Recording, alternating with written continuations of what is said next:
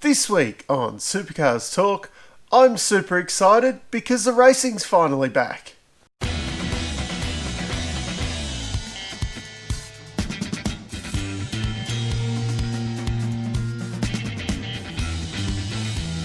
Finally, we get to say Guten Tag to the E-Series, and we are back racing at Sydney Motorsport Park for the BP Ultimate Sydney Super Sprint. I think it's the Sydney Super Sprint. Yes, it is.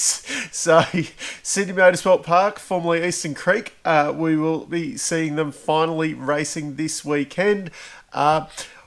One thing that they haven't changed, which I actually have had some interesting feedback on, is the top 15 shootout. There are some people who like the idea of a top 15 shootout. Not sure why. I think they just like the fact that it's a top 10 shootout that's been extended a bit. As I said, I would prefer, because they've got this awkward where we have a little qualifying session and a few guys get knocked out, and then we have another qualifying session and a few guys get knocked out, and then we have the top 15. Really, in those two little qualifying sessions, we're only going to see the main guys, the guys up the front, whoever's the fastest, and, your Macaulay Joneses and your Jake Stecky and that are going to be down the back. We're not going to, don't get me started on the Techno Team Sydney duo. They're not going to really be on TV. And then we have the top 15 shootout, which, we get to see one car running around the track for the whole thing.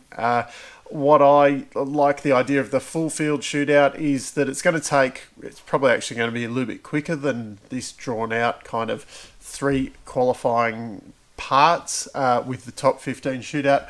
What I would like to see is the whole field shootout, so everyone gets their minute and a half or whatever on TV, but that's just me, and it's kind of fair for everyone, I suppose, because they all get their time to shine. A few people have told me, remember, I think it was 2013, it was when Car of the Future came out, and they had a test day at Sydney Motorsport Park before the start of the season, and it just happened to fall on the same weekend as the Bathurst 12 Hour.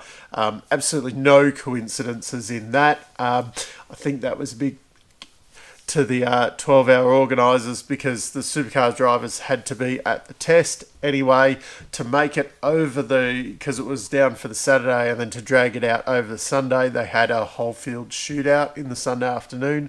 There was a few people that commented to me that that was boring as batshit, that whole field shootout on the Sunday afternoon. That was the only part of the kind of test day that was televised. That was boring as batshit, and they really did drag that out a long way. There was more cars in the field there, and essentially this was just done purely so that the supercar drivers couldn't go and compete in the 12 Hour.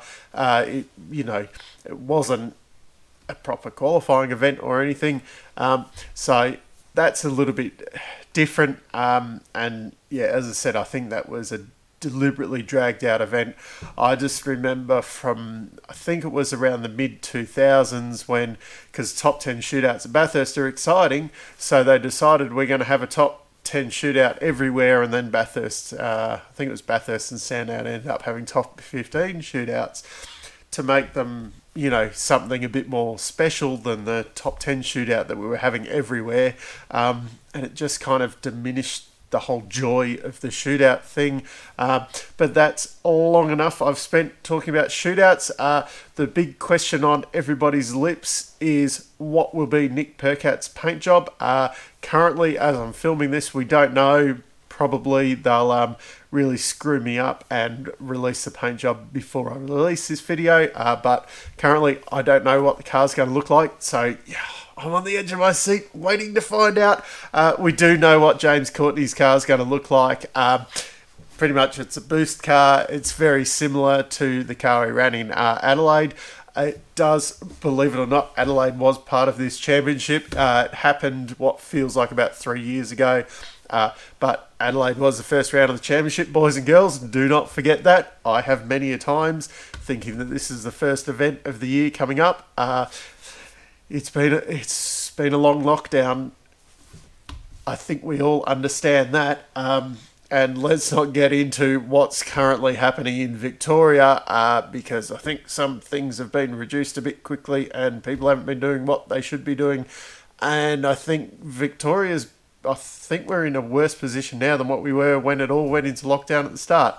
But that's a problem for our fearless leader, Daniel Andrews, to sort out. I'm not allowed to make decisions like that, so I won't. I'll just comment on supercar stuff. The Boost Courtney car looks better on a Mustang than what it did on a Commodore. Funny that, probably because the Mustang's a lot better looking car, boys and girls.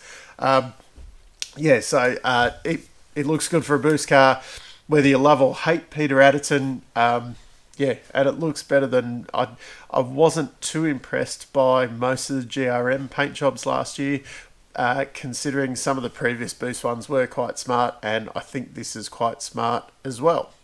A story came out this week where Roland Dane said that control parts could save costs for the teams. Well, no shit. I'm not even sure why this is a big news story at the moment. We've been saying for ages, as Alan Gow put it, why are we having this engineering masturbation exercise with these cars? Let's just make it a lot more simple. Roland, your team's 90% of the problem, really. I say 90% because right now, Penske's a big part of the problem as well, but Triple Eight's been probably the peak of the problem for the last over 10 years now. It's only in the very recent that Penske's kind of come in and out spending them. But I could have sworn I mentioned not that long ago, they're bringing out this different GT3 style steering wheel on the cars. God knows how much money they've spent on that. And the problem is, if it does turn out to be something better, well then basically all the teams then have to do that to get, the same. And then everyone's gone and spent a heap of money, and we're all back at square one, except the teams are a lot poorer. And this happens across the board with everything. I remember years and years and years ago, Mark Larkin making a big deal about investing like $100,000 in rattle guns at the time. So he had his set of rattle guns, but because it was probably like HRT and that at the time, that's the Walkinshaw HRT, not the soon to not be 888 HRT. Anyway, he had some normal off-the-shelf rattle guns, and then he had to go out and spend it with something like $100,000 getting new super-duper rattle guns, so that he could do a wheel change in 3.5 seconds instead of 4 seconds, kind of thing. Things like this should be stopped at the everyone. They all have to run the same. I think that rail guns might be a control thing now, but it's just one of those things that then as well, if my idea of the supercars has their parts truck thing at the track there, so you go and buy your say you have we're going to have 2 rattle guns in the pits at this round, so say you only need 3 rattle guns in your artillery. So you 2 on the car, you have a spare sat there just in case one packs up during the race. In the unlikely event that you're going to lose one, during the weekend, you go to the Supercars parts truck and buy a rattle gun. And instead of the teams having to, go and buy, say, 10 of them at a time or whatever, Supercars buys, what have we got? Well, 10 odd teams, 30 odd kind of thing. Supercars goes and gets contracted with someone and buys 100 of them in one hit, or and it brings down the cost. Everyone has the same, and it doesn't matter. You can buy something that's a little bit cheaper, but you're not finding a tenth of a second in a better rattle gun. Or it just goes on to everything, like spending $10,000s of dollars on a steering wheel, or don't get me started on front uprights and things like that. If they're coming out of a central thing, and you do it with the majority of the stuff so that the teams can't, spend themselves into oblivion. Because unfortunately, in this day and age, everybody wants to go out and win or have a chance of winning. And if you're going to allow Triple Eight and Penske, Tickford maybe, to go and spend, tens of millions of dollars, these guys, not massively into it, but they're probably spending over $10 million a year on their full budgets.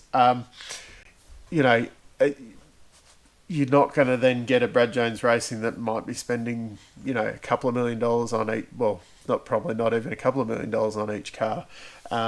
They're not going to be competitive with those guys spending, over $5 million on each car. So that's my little bit of a rant. Roland, you're a whole car of the future too late on this, control componentry stuff. You should have been pushing for this stuff back when Car of the Future began, rather than allowing it to get to this point where we're at right now. So we have another new calendar to discuss. I've got it written down here, so I'll just quickly run through it. We have round one in Adelaide that happened what feels like forever ago. Round 2 was at Albert Park. Once again, I'm not sure how qualifying counts as a full round, but they're counting it. So we've got Sydney Motorsport Park this weekend for their first visit there. Winton, the 4th stop, Hidden Valley, Townsville, then Sandown. Sandown comes before Bathurst. What happened to the Bend? I'll get into that in a second. Then we go to Wanneroo, Symmons Plains, and Sydney Motorsport Park finishes out the season under lights in December. That one is exciting. I like the idea of the championship finishing this year, although I think it would have been kind of exciting having a finale at Bathurst that isn't the 1000. I cannot stress that enough. I do not want the championship to finish at Bathurst with the 1000. That was not a good fun day had by all. That was the winner of the championship got lost in the winner of Bathurst and that kind of thing, unless you had I don't think it actually happened where you had the winner of the championship winning Bathurst, and there was too much talking about guys going for the championship and guys going for... Anyway, so the Bend is off the calendar. Sam Shaheen has come out and he's having a little tantrum over it. I did hear that the Shaheens only wanted the round if they were guaranteed that they would be having an endurance round there. And currently, with all of these restriction stuff, they cannot guarantee that it's going to be an enduro, and that's why it fell over. He's turning around and saying, it's not fair on all the good people of South Australia that they don't get to see the supercars this year.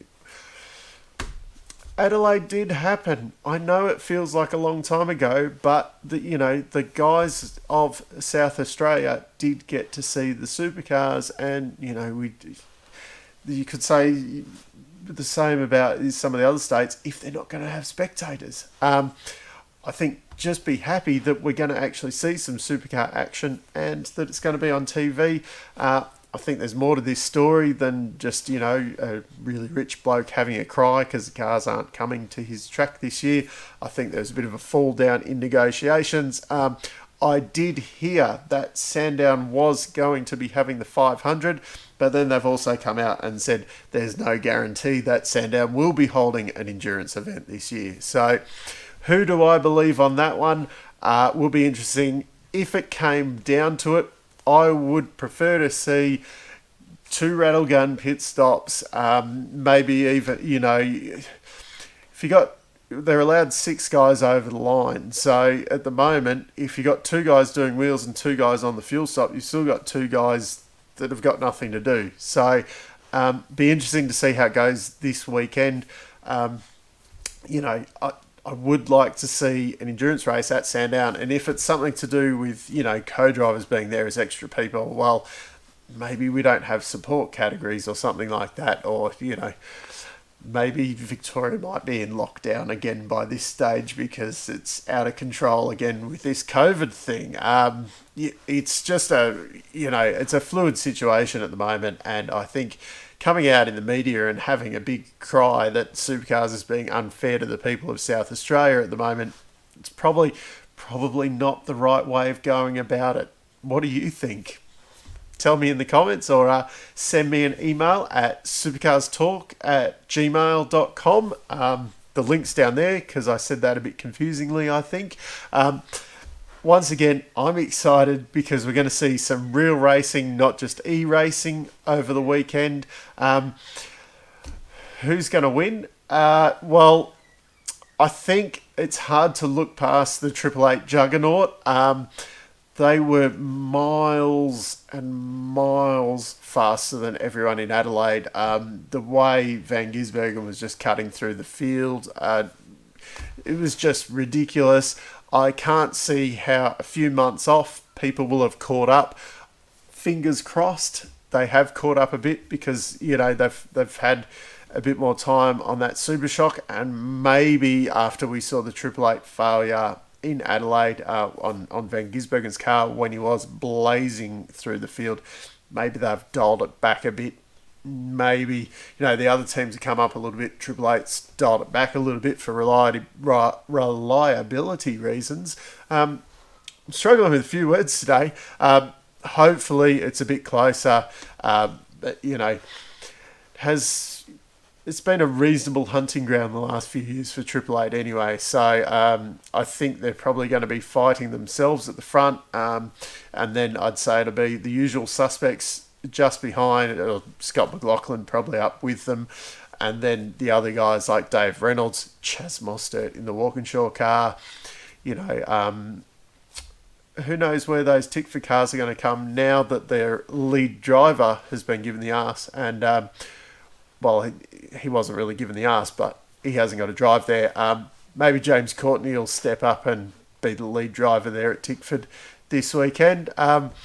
It's just exciting that we're talking about proper racing and we're going to get to see some. So you can see by the look on my face how happy I am. So anyway, until next time, I'll see you later.